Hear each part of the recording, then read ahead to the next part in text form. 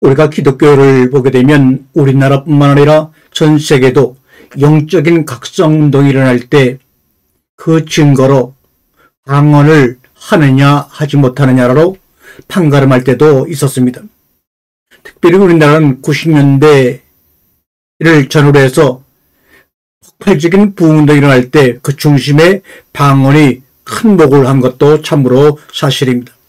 그러면 방언이라는 것은 본래 무슨 뜻을 지니고 있는 말인가 라는 것을 한번 우리가 함께 나누면서 오늘 주신 말씀을 함께 나누겠습니다. 신기하게도 신약 성경에 처음 기록된 그리스어로는 방언이란 말이 그로사입니다. 그로사.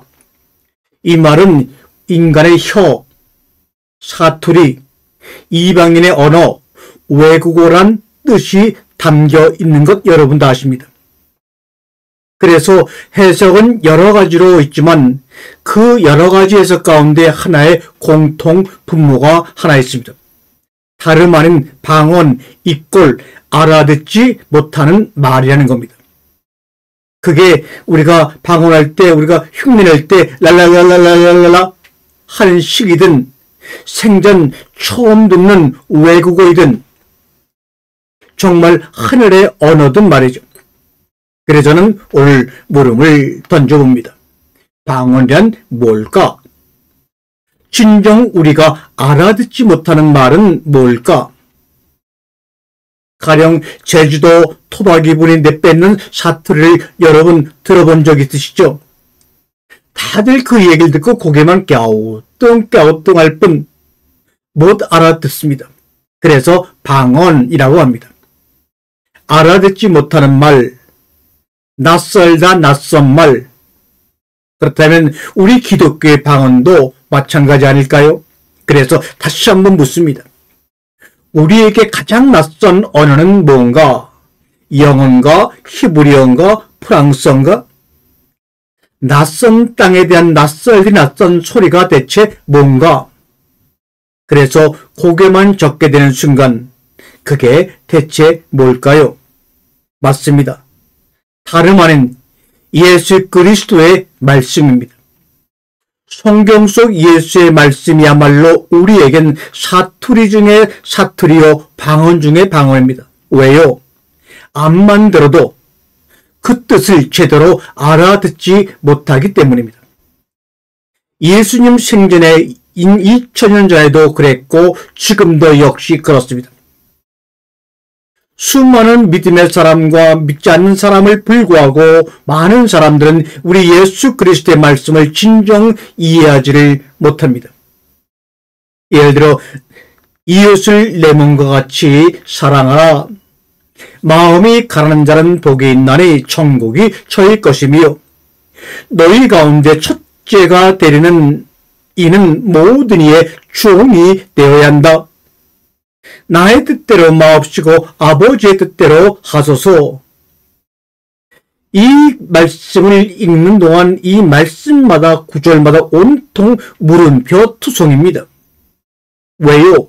우리가 사는 방식과 너무나 다르기 때문이죠. 누구도 이웃이 내 몸이 되게끔 살지 않습니다. 어느 누구도 가난한 마음으로 향하지 않습니다. 어떤 사람도 자체에서 남의 종이 되지 않습니다.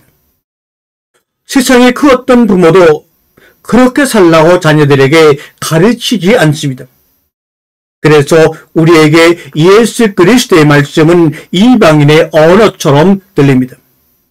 다시 말하면 그로써 방언입니다.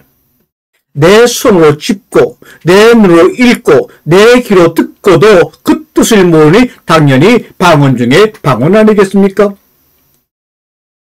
사랑하는 성도 여러분, 여기까지 듣고 보니 절망적이세요? 그렇지 않습니다. 다행히 예수님의 방언은 영원한 방언이 아니기 때문입니다.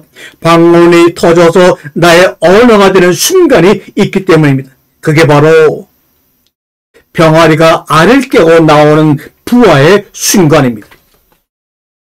예수님의 말씀이 탁 하고 깨져서 부활되는 순간이 있습니다. 때 글러 쓰여지고 들려진 말씀이 바로 우리에게 생명이 되는 겁니다.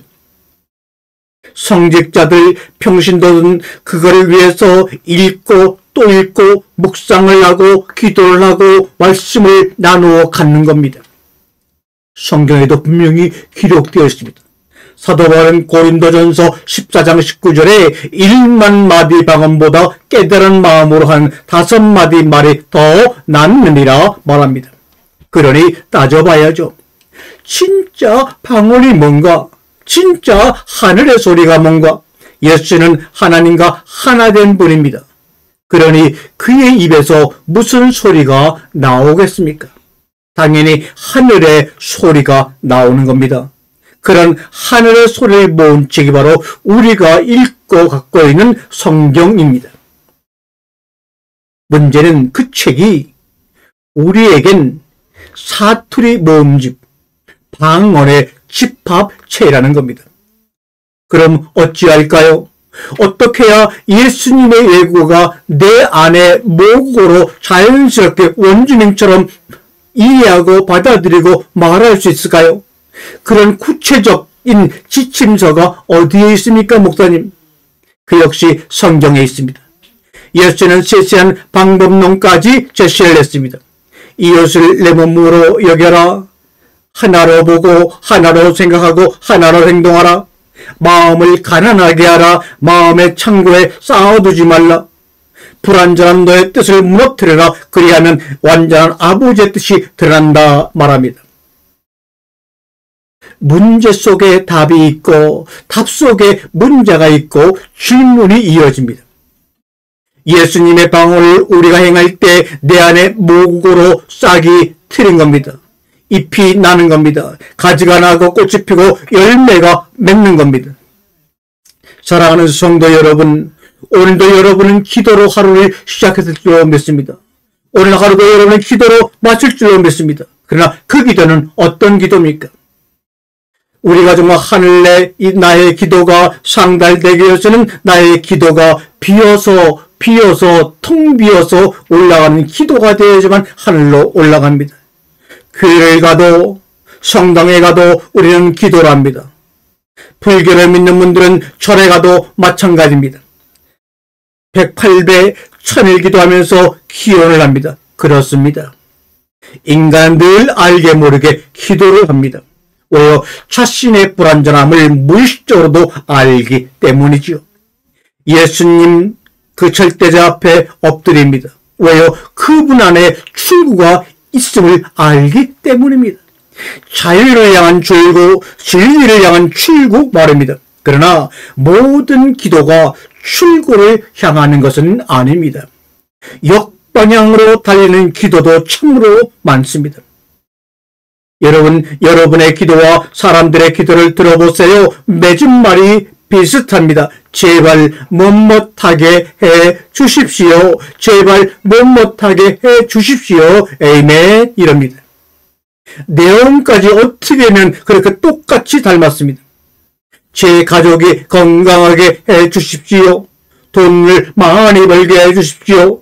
아니면 제 공부가 제 사업이 잘 풀리게 해 주십시오.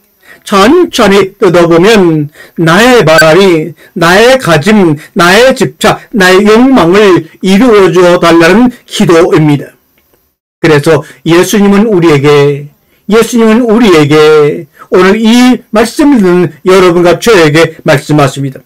주여, 주여 하는 자마다 천국에다 들어갈 것이 아니요 다만 하늘에 계신 내 아버지의 뜻대로 행하는 자라야 들어가리라. 마태복음 7장 21절의 말씀 아닙니까? 우리가 산으로 수목림으로 이렇게 등산하거나 걸으다 보면 산속 사찰 지림로 양옆에는 종종 돌탑을 볼 수가 있습니다. 조심스레 쌓아놓은 돌 위에 또 돌 하나를 올립니다. 그리고 사람들은 두 손을 모으고 기도합니다. 왜요? 그 탑은 기도와 기원의 대상이라고 생각하기 때문입니다. 그래서 탑돌이처럼 탑쥐를 돌기도 하고 탑 앞에서 고개를 숙이고 두 손을 모으기도 합니다. 그 탑에는 깊은 이치가 담겨져 있습니다. 땅에서 탑을 볼까요? 그럼 그 의미는 위로 향하여 쌓는 싸움입니다.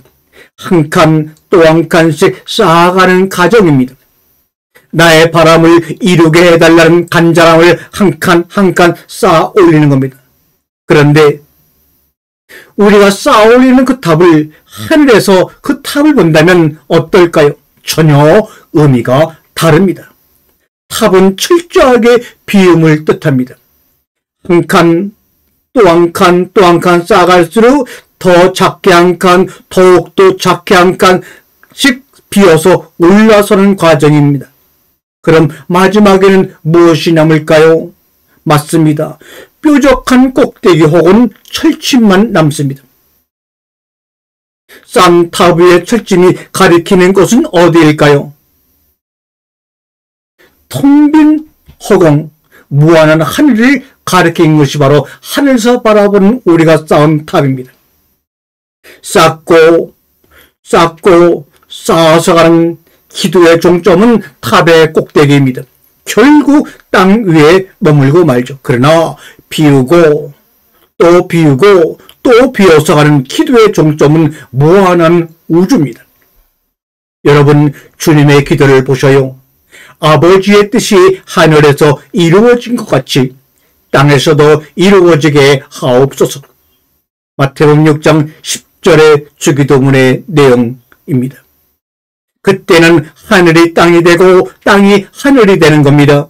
그럼 그 사이를 잇게 하는 기도는 어떠해야 할까요? 하늘이 땅이 되고 땅이 하늘이 되게 하는 기도는 어떤 걸까요? 그건 쌓아서 올라가는 기도가 아니라 비어서 올라가는 기도가 아닐까요? 그런 기도를 우리 예수님은 해결하고 불렀습니다. 해결하라, 천국이 가까이 왔느니라. 비어서 올라가는 기도의 과정이 바로 천국의 삶의 여정이라는 것을 여러분 기억하세요. 진정한 회개, 진정한 참회는 어김없이 자기 비움이 담겨 있습니다. 예수님은 콕 찔러서 우리에게 말씀했습니다. 회개하라, 천국이 가까이 왔느니라. 비어서 올라가는 것이 기도입니다. 기도에는 자기 비움이 있어야 합니다. 그렇게 비워진 틈으로 깨달음이 찾아올 때 낯선 방언이 우리의 목으로 우리 속에 형성되어 말하고 전해지게 되는 것입니다. 아멘.